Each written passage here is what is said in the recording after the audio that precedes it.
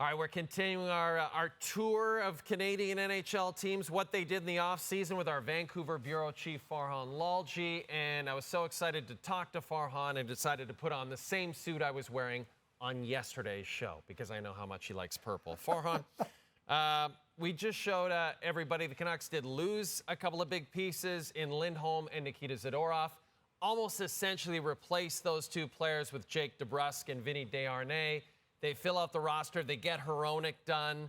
Overall, in your opinion, is this team better or worse than the one that lost to Edmonton in 7 games in the playoffs? Well, I don't know that you can necessarily say they're better, and it's a difficult question to answer only because Elias Lindholm was really a non-factor for this team during the regular season. They picked him up about a month before the trade deadline. When they acquired him, he wasn't great during the regular season. Then he got injured, but in the playoffs, he was a different player. Now, in the case of Jake DeBrusk, he might not have the versatility and he may not have the face-off utility as, let's say, a player like Lindholm, but he'll be there from day one of the regular season, and he's a winger that they need to play alongside of Elias Pettersson. So they could be better overall over those 82 games for having him. On the back end, similar. Zadorov was a player that was acquired, midway through, and he was incredible in the playoffs. He was kind of up and down at times during the regular season. Look, I think even on his worst day, he's a better player than Desharnais or Derek Forbort, who they acquired as well in the back end. But when you look at what Boston is paying him compared to what the Canucks are paying those two defensemen to play third-line roles, and they're also big physical-type players, I do think financially the Canucks are a little bit more efficient. So it's kind of a push when you factor all of that in, playoffs versus regular season, when those players were acquired, as opposed to when these players are going to be available. So right now, I'm just going to, sit on the fence on this one and say it's a push right now. They're not better, but they're not worse, and they're definitely more efficient financially. Let's talk about the fact that, probably the biggest story throughout the playoffs for the Vancouver Canucks, Farhan, was the fact that Elias Pettersson was just getting so much criticism from the fan base for his performance in both series after he had signed that long-term extension, that massive extension during the regular season. How much pressure do you feel Pettersson will be under to perform going into next season?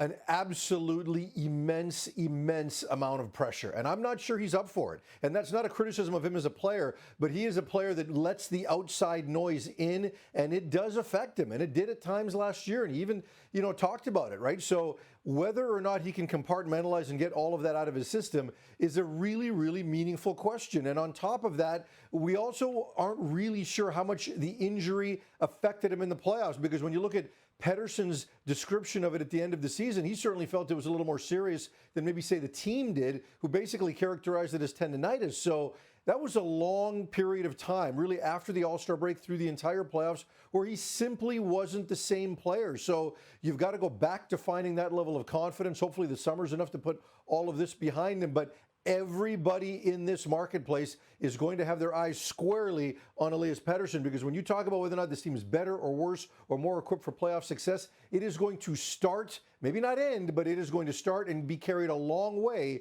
by the performance of Elias Pettersson. He has to be a 100-point player. He's got to play at that level and have that level of impact, or this team simply cannot take the next step. And we know, Farhan, that Jimmy Rutherford loves to swing big. He never seems to be done. But do you think the offseason is mostly complete for this Canucks team?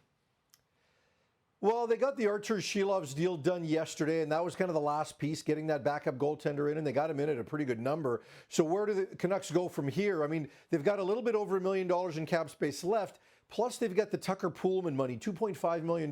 Now, they don't want to go into that quite yet and get into LTIR at the beginning of the season. They'd rather accrue that additional cap space. So if a deal or a player just falls into their lap, I don't think they're going to run from it. But I think the smarter play for the Canucks would be to hang on to what little cap space they've got, plus that LTR money. And then when you get closer to the trade deadline, that money is worth more, as you know, at that time, and a better deal might be available. So Rutherford is generally an aggressive guy, and if it gets there, he'll take it. But I don't think they're going to be desperate and try to hunt after it at this point. What about Brock Boeser, Farhan? We asked Frankie Corrado about it last week. Yeah. He had a terrific season last year. He's due an extension. Should the Canucks be thinking about extending him now?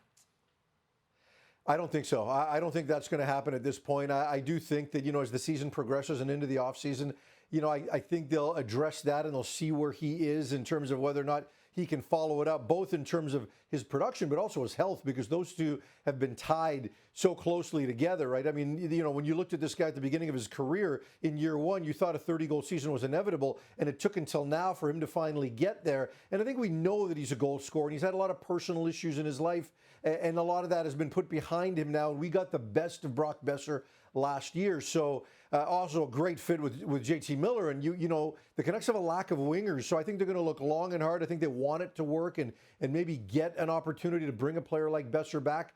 But I don't think they're going to rush into it. I think they want to make sure that he can follow that up. And what we saw last year isn't a one-off, that is the real Brock Boeser as long as he's healthy.